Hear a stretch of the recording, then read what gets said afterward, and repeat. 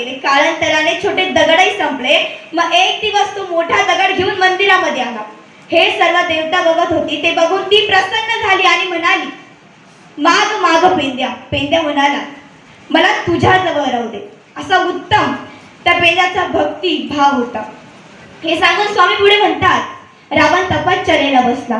महादेवाची आराधना करू लागला. तरी महादेव प्रसन्न झाले का? नाही, महादेव प्रसन्न झाले नाही.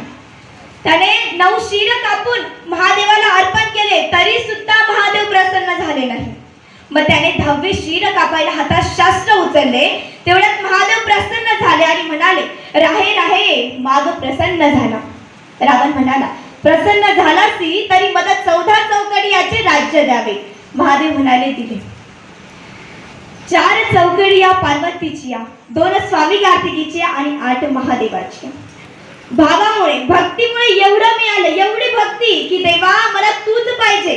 शेवटपर्यंत मी तुझीच भक्ती करणार आहे. तुझ्याशिवाय मला दुसरं कोणीच नको असं पक्क धरून ठेवलं होतं त्या पेंद्या रावणानं. परंतु महादेवाने त्यांची परीक्षा घेतली, अंत पाहिला. पण श्रीकृष्ण भगवंताने कधीच कुणाची परीक्षा घेतली नाही, अंत पाहिला नाही. परमेश्वर भक्तीमध्ये आणि देवता भक्तीमध्ये हाच खूप मोठा फरक आहे. परमेश्वराला फक्त हाक मारावी लागते. परमेश्वराचे फक्त नामस्मरण करावे लागते. श्रीकृष्ण महाराजांना कोणी हाक मारले होते आणि श्रीकृष्ण जेवता जेवता धावत गेले होते? द्रौपदीने. श्रीकृष्ण महाराजांना द्रौपदीने हाक मारली आणि श्रीकृष्ण महाराज जेवता जेवता धावत गेले. वस्त्र ओढणारा थकला हो, पण पुरवणारा थकला नाही. गोष्टीची अपेक्षा आहे, कारण परमेश्वर आधी घेतो आणि नंतर देतो. घेतल्याशिवाय काही देत नाही. कणभर घेतो पण मनभर देतो. कदाचित घेताना आपली झोळी अपुरी पडेल, पण तो देताना कधीच कमी पडत नाही. आपण देवाला सुद्धा ब्लॅकमेल करतो. देवाला सुद्धा धमकी देतो की देवा तू जर खरंच देव असेल तर माझं हे काम कर. करतो ना आपण देवाला सुद्धा इमोशनल ब्लॅकमेल.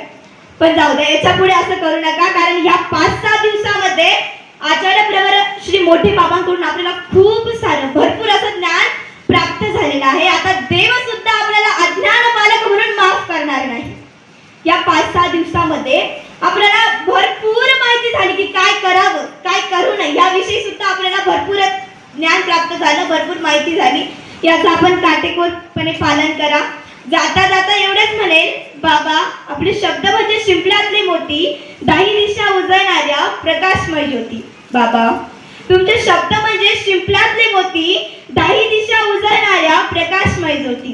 जणू चंद्रेच्या कलेच्या मनातील शीतल भाव, जणू चंद्रेच्या कलेच्या मनातील शीतल भाव शब्दांनीच घेता हो बाबा तुम्ही. श्रोत्यांचा मनाचा ठाव, श्रोत्यांचा मनाचा ठाव.